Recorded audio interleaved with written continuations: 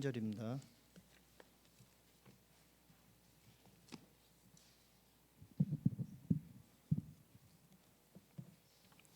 사무엘상 13장 1절부터 23절까지입니다. 한 절씩 교독하시고 마지막 절 합독하겠습니다. 사울이 왕이 될 때에 40세라. 그가 이스라엘을 다스린 지 2년에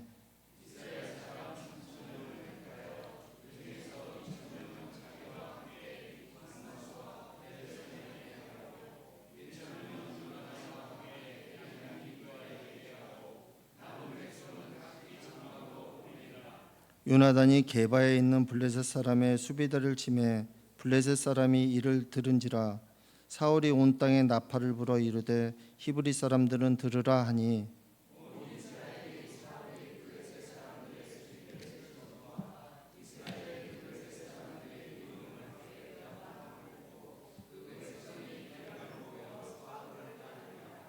블레셋 사람들이 이스라엘과 싸우려고 모였는데 병거가 3만이요 마병이 6천이요 백성은 해변에 모래같이 많더라. 그들이 올라와 베다된 동쪽 민마스의 진을 진침해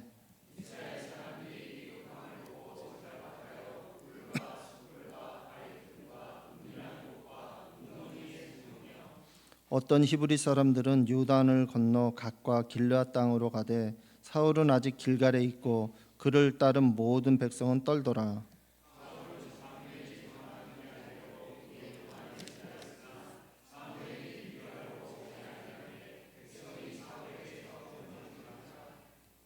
사울이 이르되 번제와 화목 제물을 이리로 가져오라 하여 번제를 드렸더니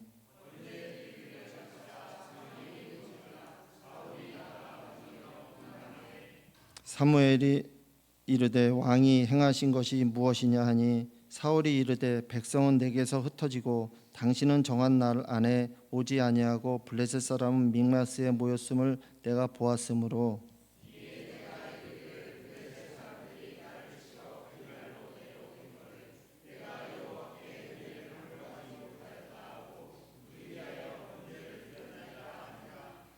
사무엘이 사울에게 이르되 왕이 망령되이 행하였도다. 왕이 왕의 하나님 여호와께서 왕에게 내리신 명령을 지키지 아니하였도다. 그리하였더라면 여호와께서 이스라엘 위에 왕의 나라를 영원히 세우셨을 것이오늘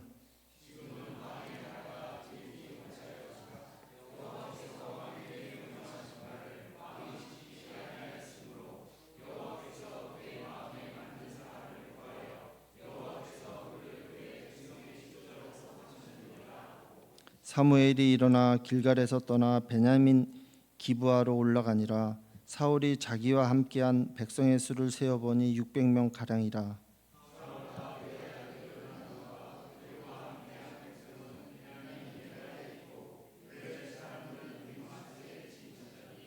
노략군들이 세 대로 블레셋 사람들의 진영에서 나와서 한 대는 오브라 길을 따라서 수알 땅에 이르렀고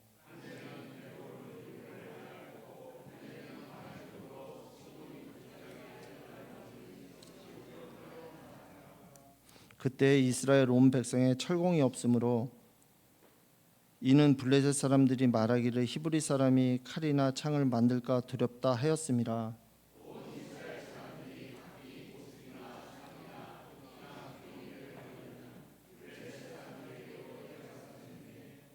곧 그들이 괭이나 삽이나 쇠스랑이나 도끼나 쇠채찍이 묻을 때에 그리하였으므로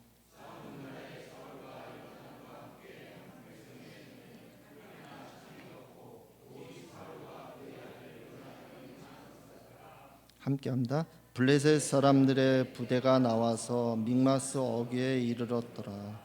아멘. 이 시간 사무엘상 연속 설교 16번째 시간 그의 백성의 지도자로 삼으느니라 말씀 가지고서 이두석 목사님 말씀 전하시고 그 후에 담임 목사님께서 교회 소식과 축도까지 해주시겠습니다.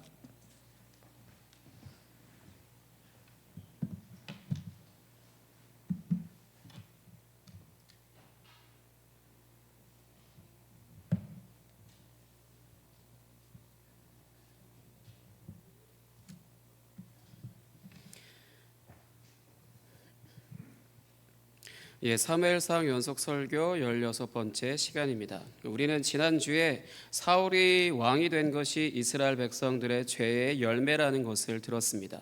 오늘은 본문 말씀을 통하여 그것을 더욱 구체적으로 나누어 보려고 합니다.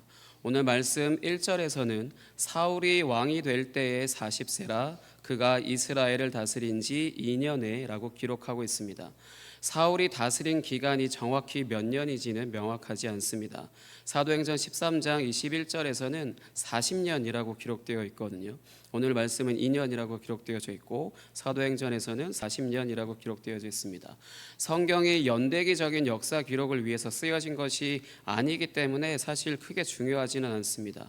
어쨌든 갑자기 사울의 나이를 언급하고 다스린 기간을 언급하는 것은 사울의 왕권에 무슨 어떤 일이 벌어질 것만 같은 그런 기분이 들게 합니다. 죄를 극도로 싫어하시는 하나님이 죄의 열매라고 할 수 있는 사울 왕의 왕권을 그냥 두실 리가 없기 때문입니다. 12장 17절과 18절 말씀 함께 같이 읽도록 하겠습니다. 사무엘상 12장 17절부터 18절입니다. 스크린을 보시면 되겠습니다. 시작.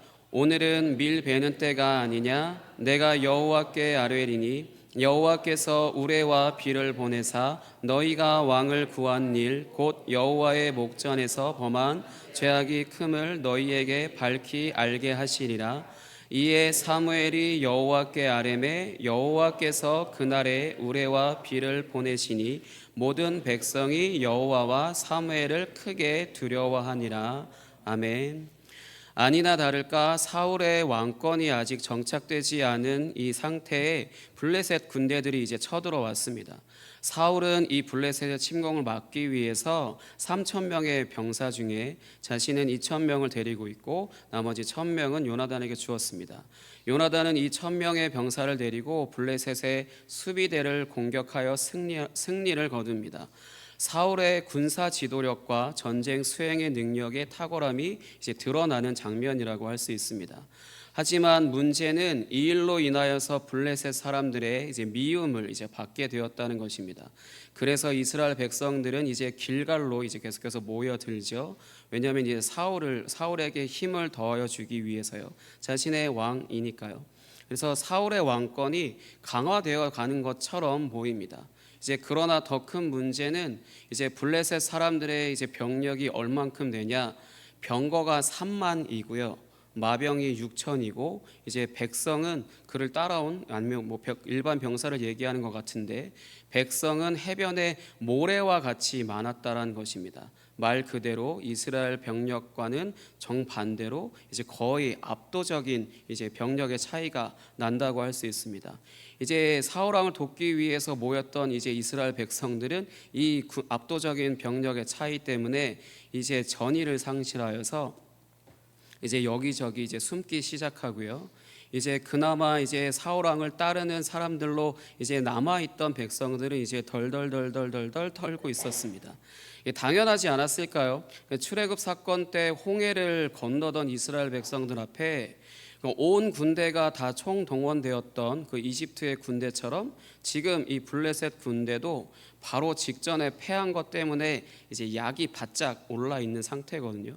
약이 바짝 올라서 이제 이 이스라엘 백성들을 징계하기 위해서 그 총동원된 상태라고 할 수 있습니다. 이제 이런 상태에 놓인 상태를 오금이 저린다라고 하죠. 이 홍해를 건널 때처럼 이제 하나님께서 이제 속히 해결해 주셔야 될 텐데 과연 하나님께서는 어떻게 행동을 하실까요? 문제는 하나님께서 아무런 액션도 하지 않으셨다라는 것입니다. 무작정 뭔가 그냥 조용하게 이제 폭풍 전야처럼 조용한 그런 시간들이 지나고 있습니다. 그 이유는 사무엘 선지자가 이 사울에게 자신이 이제 길갈로 갈 때까지 기다리라고 했거든요. 7일 동안 그 기다리라고 한 것 때문이었습니다. 왜냐하면 하나님은 늘 선지자와 소통을 하면서 이제 일을 진행하시기 때문에 이제 사무엘 선지자가 10장에서 이제 사울에게 자신이 길갈로 갈 때까지 기다리세요라고 이렇게 얘기했다라면은 하나님도 역시 똑같이 그것과 일치하게 행동을 하신다라는 것입니다. 선지자가 한 말이 잘못됐다라는 식으로 하나님께서 무언가를 이제 보완하시거나 하시는 행동들은 거의 하지를 않습니다. 하나님은 자신이 행동을 하실 때, 어떤 계획을 이루실 때 그것을 바로 직전에 선지자들에게 환상이든지 아니면 말씀을 하시든지 그런 식으로 먼저 무언가 선지자로 하여금 이제 사람들에게 선포하게 하거나 선지자로 하여금 알게 하시고, 그리고 나서 이제 하나님께서 행동하시는 것이 이제 구약의 이스라엘을 다스리던 하나님의 그런 특징이시거든요. 그 부분에 있어서 이제 사무엘이 기다리라고 했다라면은 하나님도 이제 사무엘이 그곳에 도착할 때까지는 아무것도 하지 않겠다라고 선언하신 것과 마찬가지입니다. 그러나 문제는 사울 왕이 그 기간을 다 기다렸음에도 불구하고 이제 사무엘이 오지 않았다라는 것입니다. 분명히 선지자가 사무엘이 이제 기다리라고 말했고 언제까지 이제 도착하겠다라고 말을 했음에도 불구하고 이제 그때 그 시간에 그 안에 도착하지 않았다라는 것입니다. 이제 이스라엘 백성들도 이제 이것을 알게 되었는지 이제 8절 후반부에 보시면 사무엘이 길갈로 오지 아니하매 백성이 사울에게서 흩어지는지라라고 기록되어 있습니다. 그러니까 이때 사울은 이제 어떻게 행동을 하냐? 이제 사무엘 대신 이제 번제를 드립니다. 아시다시피 이 번제라고 하는 것을 잠깐 설명하자면요, 죄로 인하여서 번제를 드린다라면은 이게 하나님으로부터 죄를 용서받는 그런 기능을 하기 위해서 드리는 제사가 바로 번제인데, 지금은 죄를 지은 상태에서 드리는 번제가 아니잖아요. 이럴 시에는 죄와 상관이 없을 시에는 어떤 의미로서 이제 번제를 드리게 되냐면 하나님께 완전한 헌신과 봉사에 대한 의미로서 이제 이 번제를 드리게 되어 있거든요. 그렇기 때문에 사울이 지금 번제를 드리는 것은 어떤 의미냐면 현재 블레셋이 쳐들어온 상태이고 이제 전쟁을 준비하고 있었던 상황이었기 때문에 하나님의 은혜를 간구하여서 이 전쟁에서 승리하기를 바라는 간절함에서 드리는 것입니다. 어찌 보면 굉장히 좋은 의도 아닌가요? 굉장히 하나님을 의지하기 위해서 번제를 드림으로 인해서 하나님 이 전쟁에 승리할 수 있도록 하는 하나님을 의지하는 행동이기 때문에 좀 귀한 행동이고 좋은 것이라고 할 수 있잖아요. 하지만 이 번제를 드리는 것에 있어서 희생 제물은 제사를 드리는 사람이 준비를 할 수 있다 하더라도 이 번제를 집행하는 것은 제사장만이 할 수 있었습니다. 제사장만이 하는 것이 바로 율법이었기 때문에 지금 사울의 이 행동은 명백한 율법을 위반한 것이었습니다. 이제 그리고 또 우스운 것은 이 번제를 드리자마자 누가 도착했죠? 사무엘이 도착했습니다. 정말로 어이가 없는 그런 상황이죠. 잠깐만 기다렸으면 좋았을 텐데 이 번제를 이제 사울이 드리고 나니까 바로 직후에 이제 사무엘이 보란 듯이 도착했다라는 것입니다. 이 사무엘은 이제 이 광경을 보고 왕이 행한 것이 무엇이냐라고 이게 묻습니다. 여기에 사울은 매우 합리적으로 대답을 합니다. 본문 말씀 11절과 12절 말씀 같이 보도록 하겠습니다. 본문 말씀 11절과 12절입니다.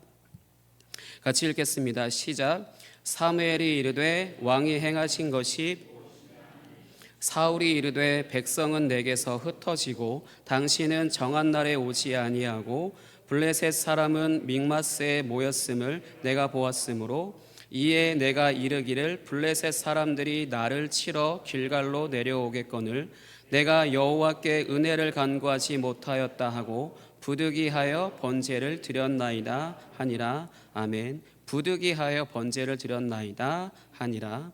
조금만 더 기다렸으면 좋았을 텐데요. 조금만 더 기다렸으면 이제 사무엘도 도착을 하고 이제 전쟁에 능하신 하나님의 능력을 힘입어 이제 전쟁에 나갈 수 있었을 텐데요. 사울이 이렇게 행동한 것은 사무엘이 정해놓은 기간을 기다렸음에도 오지 않아서 이제 병사들이 도망가고 흩어지는 상황에 조급한 마음이 들어서 결국 넘지 말아야 하는 선을 넘어버린 것입니다. 사울 왕의 성격이 이제 좀 조급함 같은 것들을 느낄 때 선을 잘 넘는 성격인가 봅니다. 그래서 이렇게 조급함을 잘 느끼는 분들이 계시다라면은 극도로 조심해야 할 것 같은 게요, 잘못하면 사울처럼 되실 수 있습니다. 여기서 고개 끄덕거리시면 안 되시는데요. 예, 이렇게 생각하시면 안 됩니다. 내 조급함 때문에 실수하면 하나님의 진노를 살 수 있다라거나 아니면 사울처럼 될 수 있다라거나 이렇게 생각하시면은 성경을 잘못 읽으시는 겁니다. 사울은 사무엘의 말을 지켰습니다. 언제까지 내가 도착하겠다라고 했고 그 기간까지 기다렸습니다. 하지만 늦은 건 사무엘입니다. 사무엘이 조금 늦었던 겁니다. 사무엘이라고 하는 선지자가 늦으니까 이제 백성들은 동요하기 시작하는 것이 당연하죠. 왜냐하면 이 선지자라고 하는 것은 하나님을 대신하는 존재이기 때문에, 그런 의미로서 존재하는 사람이기 때문에 그 사람이 부재한다라고 하는 것은 하나님이 함께 하시지 않는 전쟁 같다라는 느낌이 확 들 거 아니에요. 그렇기 때문에 당연히 백성들은 이제 동요하기 시작하고 이제 사울 곁을 슬슬 떠나가고 계속해서 떠나가는 것입니다. 그러니 당연히 사울은 이제 마음이 이제 다급해져서 이제 하나님께 번제를 드려서 하나님의 은혜를 간구한 것입니다. 굉장히 합리적이고 신앙적이죠.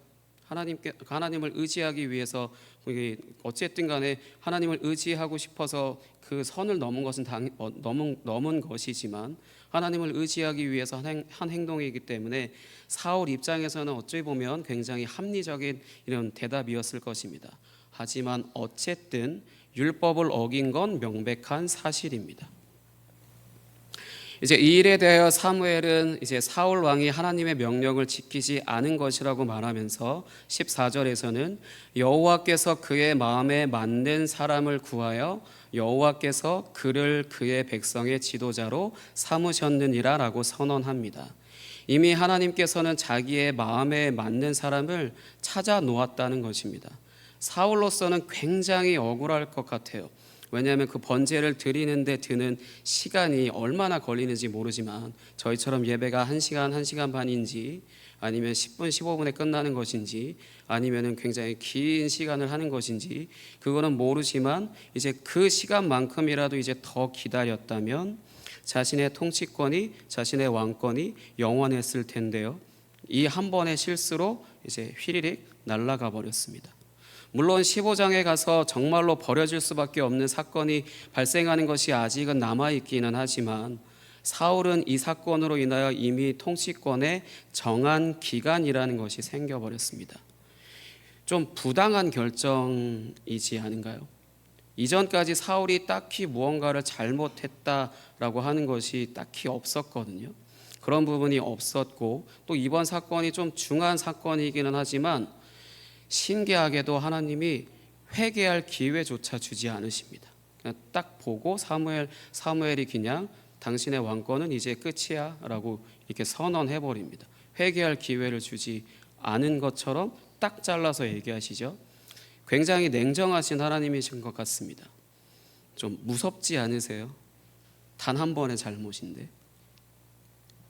이제 그렇다면 반대로 다윗은 어떠할까요? 그러니까 우리가 이미 알고 있듯이 하나님의 마음에 합한 사람이라고 알려진 사람이지 않습니까?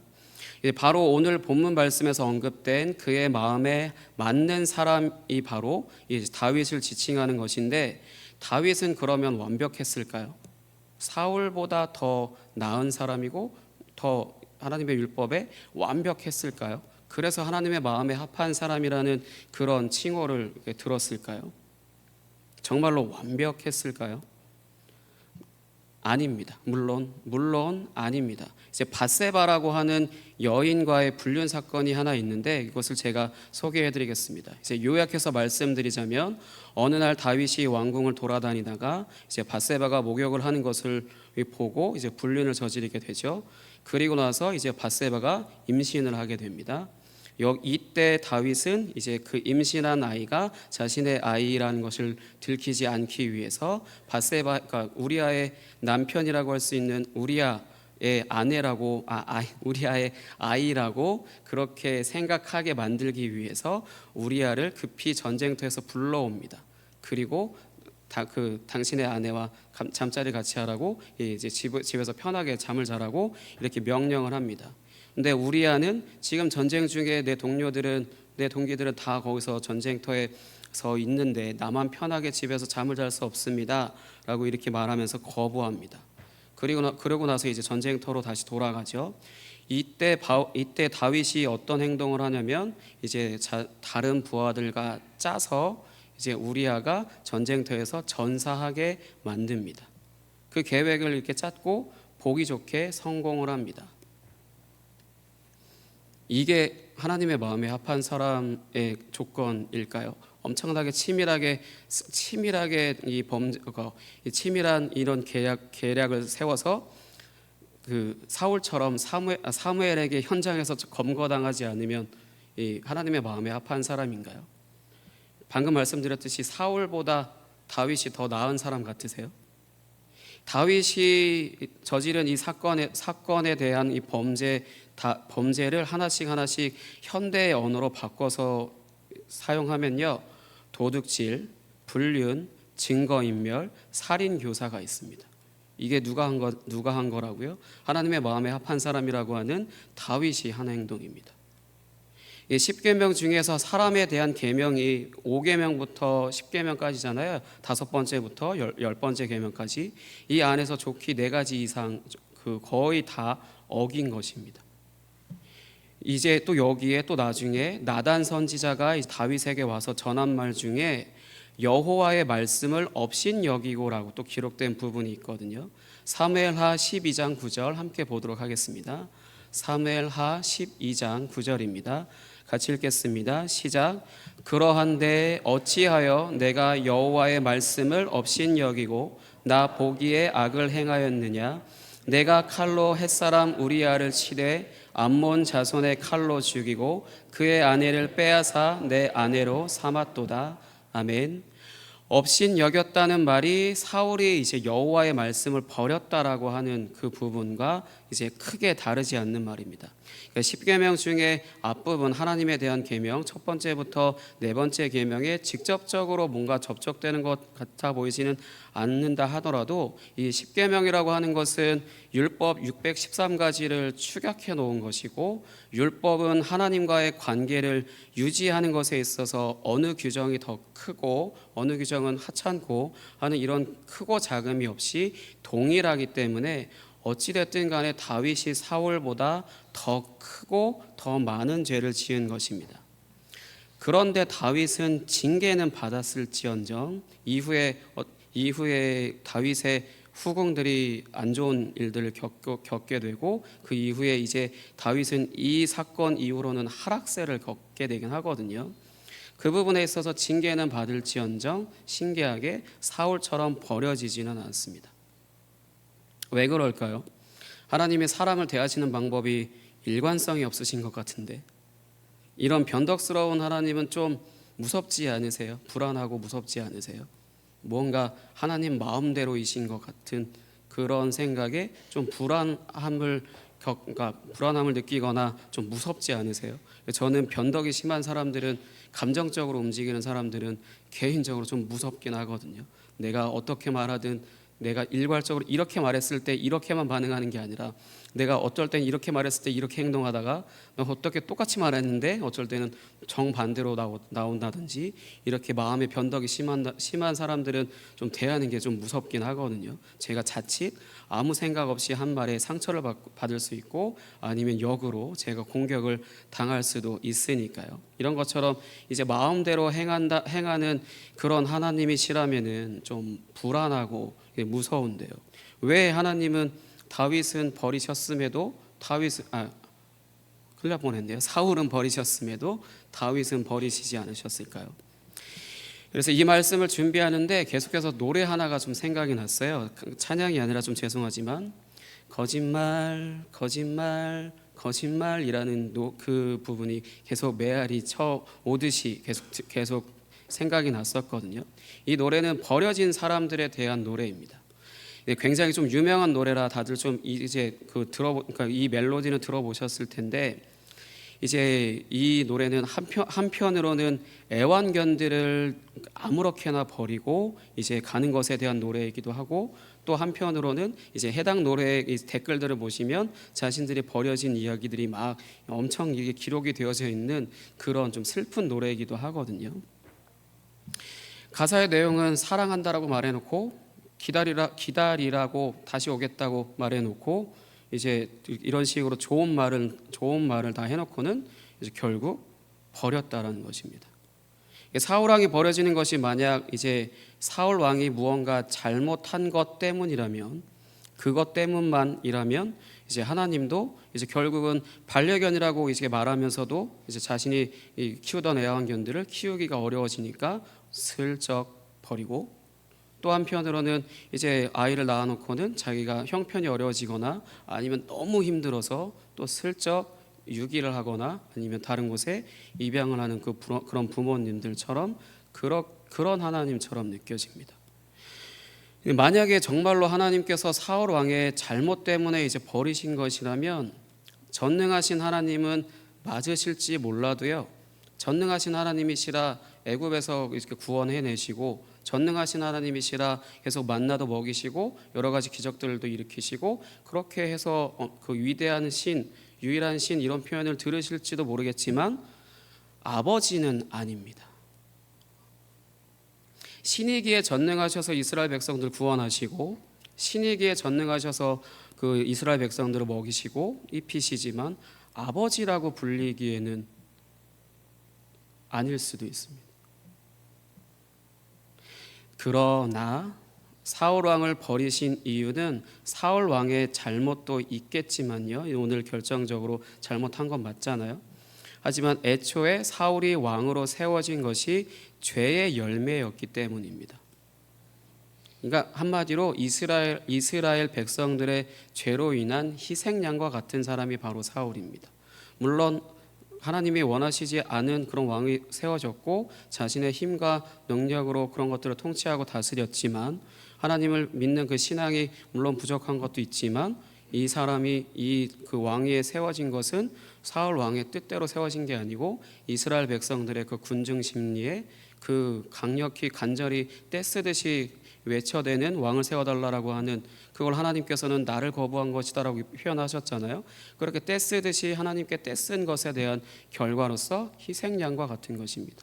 이스라엘 백성들의 희생양과 같은 것이지, 사울이 교만하거나 불순종했거나 그런 것들로 인하여서 무언가 하나님의 기준에 미달됐기 때문에 이렇게 내쳐버리신 게 아니세요. 이미 하나님은 사울을 인정하고 계시지도 않으셨고, 이제 그 부분에 있어서 이제 사울이 이제 잘못한 것에 있어서 그거에 대한 대가를 그대로 율법대로 그냥 그 법대로 치리하신 것입니다.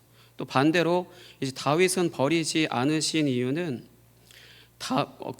어떤 부분이 있냐면 다윗과 맺은 언약 때문입니다. 다윗이 특별하거나 해서가 아니라 다윗과 맺은 언약 때문입니다. 사무엘하 7장 15절입니다. 함께 사무엘하 7장 15절 함께 같이 읽도록 하겠습니다. 시작. 내가 내 앞에서 물러나게 한 사울에게서 내 은총을 빼앗은 것처럼 그에게서 빼앗지는 아니하리라. 아멘. 이 구절은, 이 사무엘하 7장은 그 유명한 다윗 언약이라고 이제 할 수 있거든요. 다윗 언약이라고 기록되어 있는 부분으로서 다윗 왕국에 대한 하나님의 언약에 대해서 기록한 것입니다. 이제 구체적으로 사울에게서 은총을 빼앗은 것처럼, 내가 사울은 버려버린 것처럼 그는 버리지 않겠다, 그에게서 빼앗지 않겠다라는 것은 그가 잘못한다 하더라도 버리지는 않겠다라는 거예요. 사울처럼 버려지지는 않을 것이다라는 것입니다. 이제 이 다윗 언약은 멀리는 예수 그리스도를 가리키는 그 하나님 나라에 대한 언약이지만, 가깝게는 이제 다윗이 낳은 아들, 그 아들을 지칭하는 것이라서 다윗도 포함됩니다. 다윗이 사울보다 더한 잘못을 한다고 하더라도 엄청난 징계를 받을 수는 있을지언정 사울처럼 버려지지는 않는다라고 이제 명시하고 계시는 겁니다. 언약을 이렇게 구체적으로 버리진 않겠다라고 명시를 하신 것입니다. 그리고 나서 이후에 밧세바 사건이 벌어지는데요. 그 부분에 있어서 지금 하신 약속이 있으셨기 때문에 다윗은 버리지 않으신 겁니다. 그 대신에 엄청난 대가를 치르긴 했죠. 그러나 사울처럼 버려지지는 않았습니다. 그래서 제가 이것을 통해서 말씀드리고 싶은 것은 하나님은 자기 마음대로 움직이시는 분이 아니시고 언약이라고 하는 것을 통하여서 사람들을 대하시는 분이시라는 겁니다. 그 언약을 세우셔서 그 언약에 하나님께서 신실하게 행동하심으로 이 백성들을, 그 특정 사람을 다스리고 인도하신다라는 겁니다. 아브라함 언약이 있고요. 그리고 신해산 언약이 있습니다. 아브라함 언약은 아브라함 개인과 맺은 언약이고, 신해산 언약은 이스라엘 민족과 맺은 언약입니다. 그 언약들을 이제 하나님께서 선택하신 사람, 그 다음에 선택한 민족, 그들과 언약을 맺어서 이제 그것에 신실하게 행하시면서 계속해서 지금까지 이끌어 오신 거거든요. 그러나 사울은 앞선 그 신해산 언약의 영향은 받았을지는 몰라도 직접적으로 사울과 하나님이 언약을 맺으신 것은 없었습니다. 무슨 말이냐면 나는 사울을 통해서 이룰 게 없다라고 딱 잘라서 표현하신 거나 마찬가지시거든요. 사울은 신해산 언약에는 영향을 받았기 때문에 율법을 어기면 버려져야 되잖아요. 그러니까 그대로 원칙대로 하나님은 원칙대로 하신 겁니다. 사울을 도저히 내가 감당 못하겠다라는 그런 식이 아니고 내가 싫어서 버린다라는 것이 아니라 애초에 죄의 열매였고, 그리고 사울이 지금 잘못한 것은 율법을 위반한 것이 맞기 때문에 율법을 위반한 것은 언약을 파기했다라는 것인데, 언약은 애초에 생명과 생명을 가지고 맺은 언약이었기 때문에 파기하거나 이거를 위반하거나 깨트리게 될 시에는 깨트린 쪽이 생명을 내놓아야 하는 거거든요. 그렇기 때문에 당연히 사울이 잘못했으니까 하나님은 기다렸다는 듯이 하시진 않으셨겠지만 그 부분에 있어서 정확히 칼같이 원칙대로 법대로 집행하신 것입니다. 언약을 맺지 않으셨기 때문에요.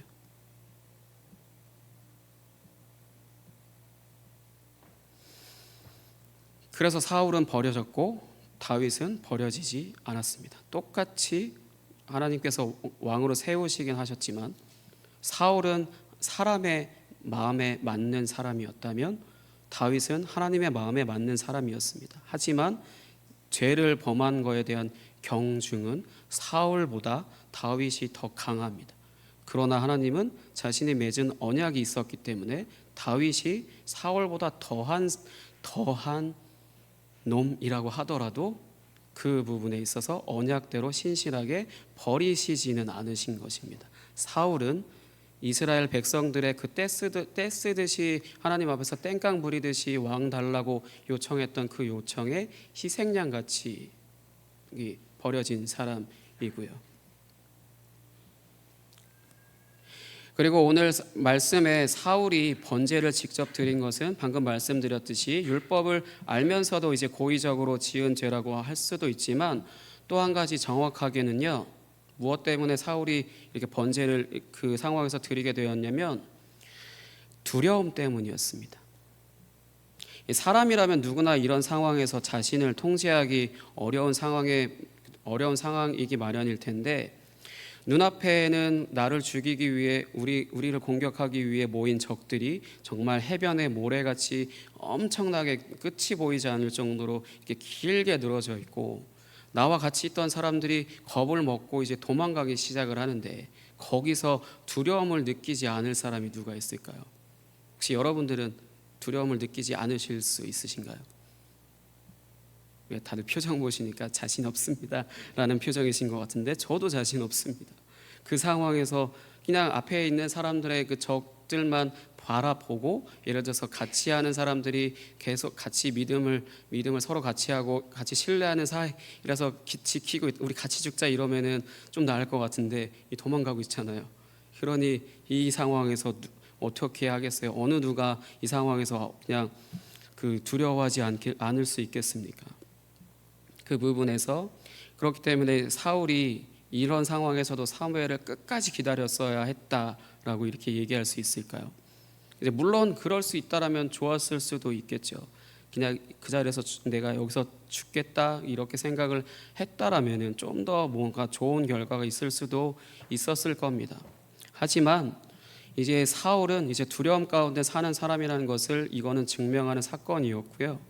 그렇기 때문에 사울이 여기서 옳은 선택을 하든 안 하든 그것은 별로 중요하지 않았습니다. 물론 옳은 선택을 했다라면 좀 더 유지가 됐을 수 있겠지만 이제 잘못하기라도 한다면 이제 그때는 끝나는 거거든요.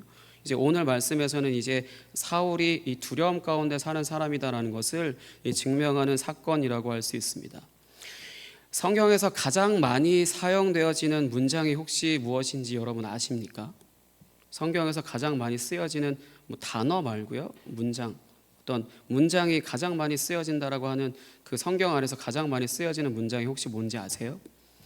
굉장히 특이하게도요, 두려워하지 말라입니다. 순종하라, 정의로워라, 뭐 이렇게 똑바로 해라, 정신 차려라, 이런 말들이 가장 많이 있을 것 같은 게 바로 성경이잖아요.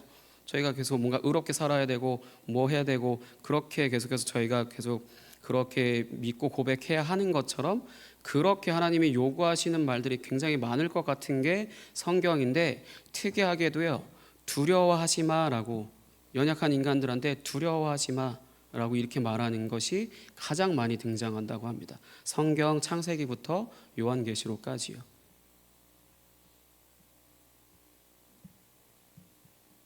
성경에서는 이 두려움을 사랑의 반대말로 이제 정의하고 있습니다. 요한일서 4장 18절 한번 보도록 하겠습니다. 요한일서 4장 18절입니다. 같이 읽겠습니다. 시작. 사랑 안에 두려움이 없고 온전한 사랑이 두려움을 내쫓나니 두려움에는 형벌이 있음이라. 두려워하는 자는 사랑 안에서 온전히 이루지 못하였느니라. 아멘. 이 두려움이라고 하는 것이 성경에서 어떻게 정의를 하는 거냐면 사랑 반대말이지만 더 근본적으로 얘기하자면 하나님의 사랑 안에 거하지 않는 상태를 말하는 겁니다. 두려워하는 마음을 가지는 게 죄다라는 것보다 하나님의 사랑 안에 거하고 있지 않다라고 표현하는 것입니다.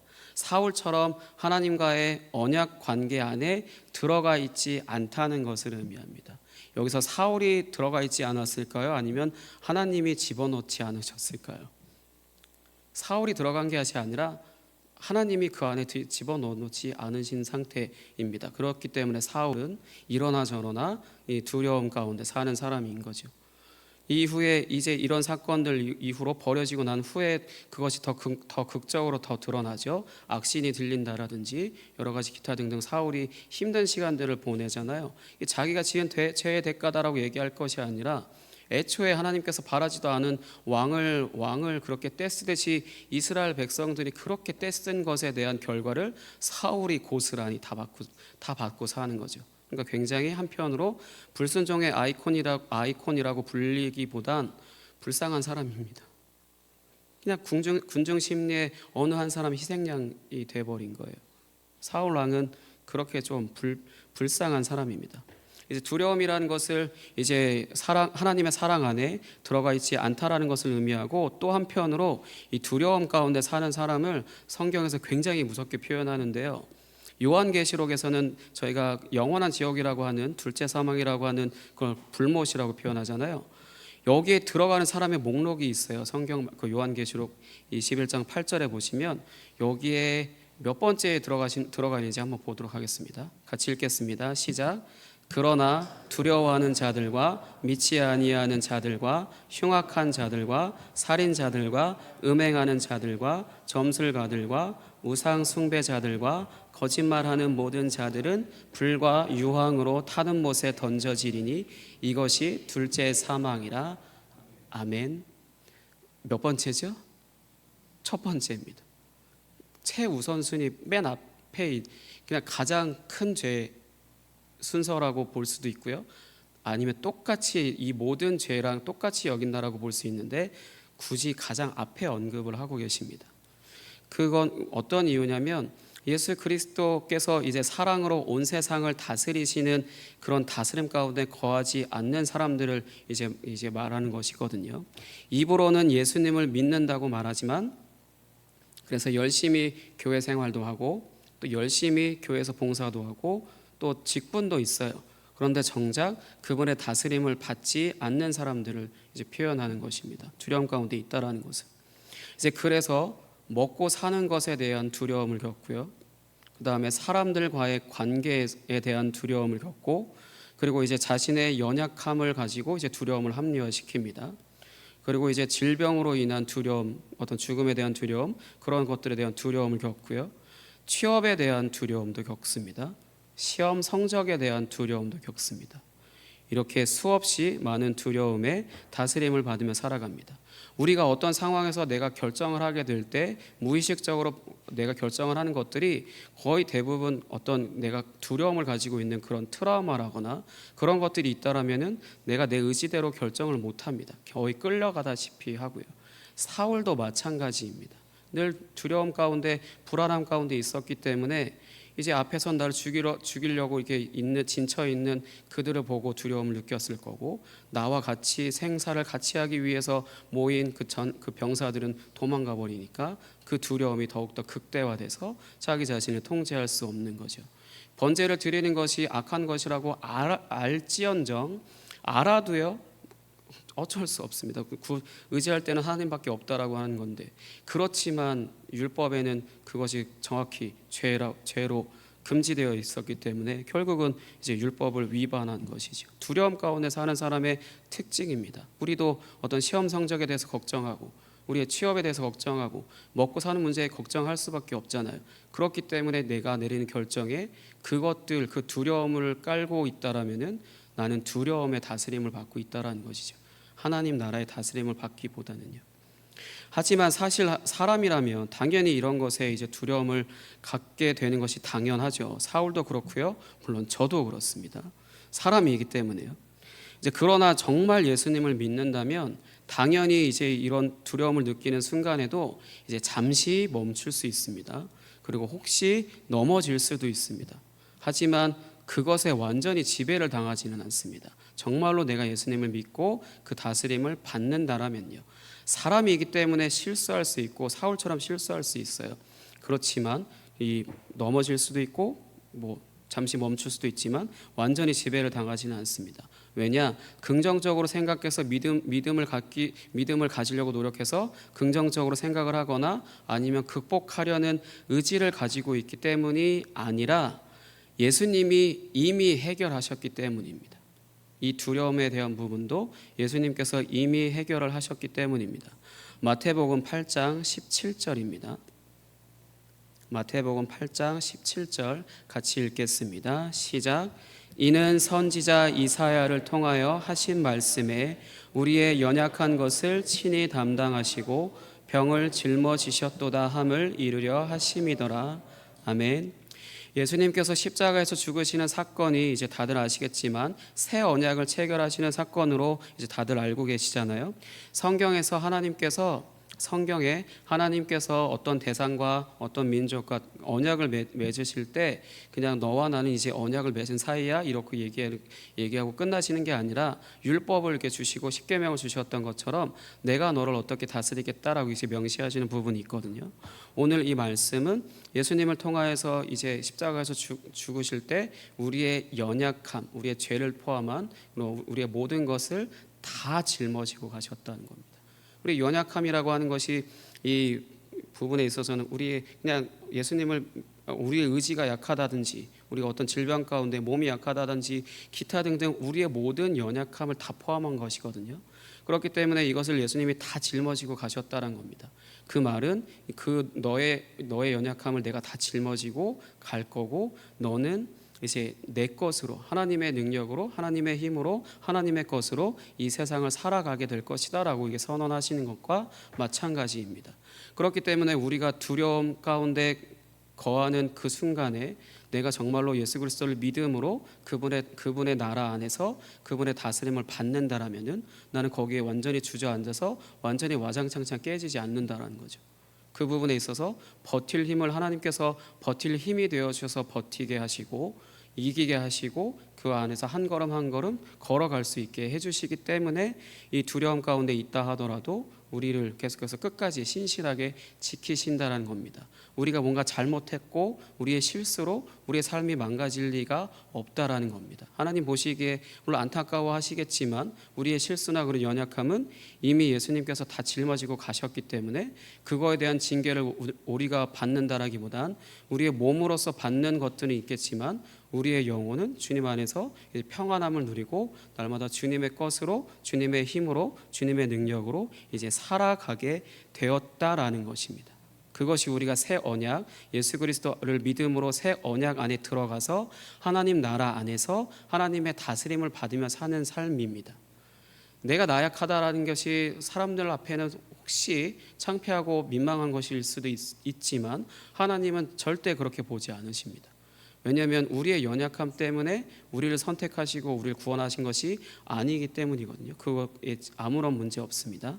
다윗을 하나님께서 선택하셨을 때 당시에 다윗의 조건은 그냥 키가 좀 작고 나이가 어린 소년이고 얼굴만 좀 미소년이라는 거 빼고 소년이었습니다. 전쟁에 나갈 능력도 없었고 무언가를 통솔할 만한 어떤 그런 외적인 능력을 가지고 있지 않았습니다. 목자라는 것 빼고는요 아무것도 정말로 이게 왜 이 사람이 하나님의 마음에 합한 사람이지? 라는 그런 의문이 들 정도로 계속해서 확인을 해봐도 이걸 확인을 할 수가 없었거든요. 그러다가 알게 된 것이 소년을 그 당시에 다윗이라고 하는 목자 역할을 하고 있고 그 다음에 소년을 하나님께서 뽑으셨다라는 것은 하나님께서 자신을 다 드러내실 수 있겠구나 라는 그 생각이 딱 들었습니다.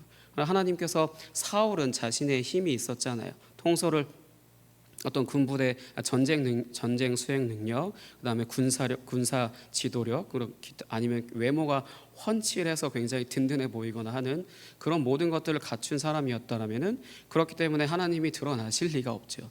뭔가 잘해도 이 사울이 굉장히 괜찮은 사람이었으니까 외적으로. 그렇지만 다윗은 당시의 기준으로 보면 오늘날은 미소년을 좋아하는 그런 취향 때문에 다윗이 굉장히 인기가 있었을지는 모르지만 당시는 별 볼 일 없는 그런 존재였거든요. 아버지인 이새도 사무엘에게 자신의 아들 그 막내 다윗을 소개하는 것을 뭐 꺼려했다라거나 그런 식으로 그 흔쾌히 어떤 소개하거나 하지는 않았잖아요. 그런 것처럼 당시 기준의 다윗은 좀 별로 보잘것없는 그런 존재였거든요. 그렇지만 그를 하나님의 마음에 합한 사람이라고 하는 것은 내 뜻을 다 이룰 수 있는 사람이라는 거죠. 무엇을 이 사람이 정말 잘해도 이 사람으로 하나님이 가려질 존재가 아니라 이 사람으로 인해서 하나님이 더 드러나시는 그런 존재가 바로 다윗이었다라는 것입니다. 물론 사울이나 다윗이나 똑같이 자신의 왕권이 강화되어지는 시기에 똑같이 죄들을 범함으로 인해서 별로 사람은 거기서 거기다라고 하는 그런 것들을 이제 증명하는 그런 사건이 있긴 했지만요. 하나님이 다윗을 세우신 이유는 다윗이 가지고 있는 모든 조건에 있어서 하나님이 자신의 뜻을 다 드러내셔도 하나님만 영광 받을 수 있는 그런 사람이었다라는 거거든요. 그래서 그렇기 때문에 오늘날 우리도 무언가 세상적인 기준, 사람의 마음에 맞는 그런 기준을 갖고 있지 않다고 하더라도 하나님께서 우리를 선택하신 이유는 하나님을 다 드러낼 수 있는 그런 사람들이기 때문인 겁니다. 연약하더라도 없더라도 힘들더라도 그 모든 것이 하나님께는 하나님을 드러내실 만한 조건이기 때문에 그래서 우리를 선택하신 거고요. 우리의 그 어떠함이 하나님의 영광을 가릴 수 없습니다. 단 우리가 하나님을 의지하지 않고 내 힘으로 산다라면은 사울하고 다를 것이 없는 거고요. 저희가 그 부분에 있어서 예수님께서 우리의 모든 죄, 연약함 다 짊어지고 가셨기 때문에 이제 오늘날 우리가 뭐 연약하고 힘이 없다고 하더라도 이제 우리를 사랑하시는 그 사랑 안에 거한다면 제가 들어가는 것이 아니라 우리가 들어가는 것이 아니라 하나님이 우리를 그곳에 거하게 하신 거잖아요. 이제 그 안에 우리가 들어가서 거하고 있다라면은 하나님께서 우리를 신실하게 이제 다스려 주셔서 이 세상을 하나님의 것으로 이제 살아가게 하신다라는 것입니다. 그러니 이제 그 사랑 안에 거하지 않아서 이 세상에 대하여 두려워하고 또 사람에 대하여 두려워하고 아니면 어떤 집단에 어떤 것에 대하여 두려워하고 기타 등등 이제 두려움 가운데 사는 것이 바로 죄입니다. 사랑하는 성도 여러분, 이제 하나님은 사랑이십니다. 하나님의 나라도 사랑의 나라입니다. 그 나라 안에 있고 그 다스림 안에 있다면 우리는 그분으로 인하여 이제 평안할 것입니다. 아멘. 이 시간 함께 찬양하고 기도하도록 하겠습니다.